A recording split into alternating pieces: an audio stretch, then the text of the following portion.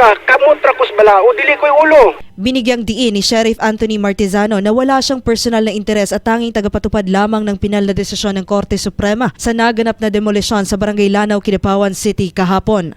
Sa gitna ng tensyon, ipinaliwanag ni Martizano na tungkulin niyang isakatuparan ang batas matapos ang mahigit 2 dekadang legal na bakbakan sa pagitan ng pamilya Kapulong at ng mga residente. Ipatawag na ka mo for a dialogue because I don't want to hurt you, to touch your feelings and everything.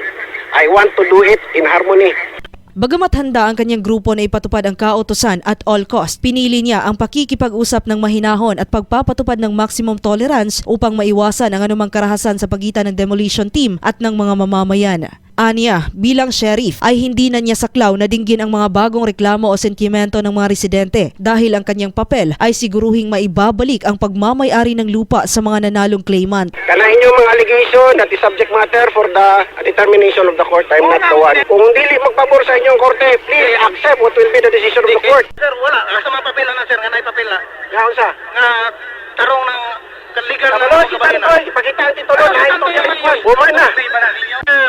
Dili na ako na problema, dili na ako natubago na yung problema, kaya hindi man ako iikuanan na. Yes, yung mga mutubago sa inyo, dili ko na trabaho. Patuloy ang monitoring ng mga otoridad sa lugar upang matiyak na masusunod ang napagkasunduang 2 buwang palugit para sa voluntaryong pag-alis ng mga pamilya. Kana nga butang manggod, dili man ko na laban diri sa ato aba sa gawas. Dito na laban sa korte.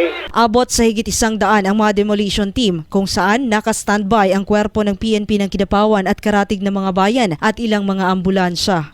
Joan Oranio, NDBC Bida Balita.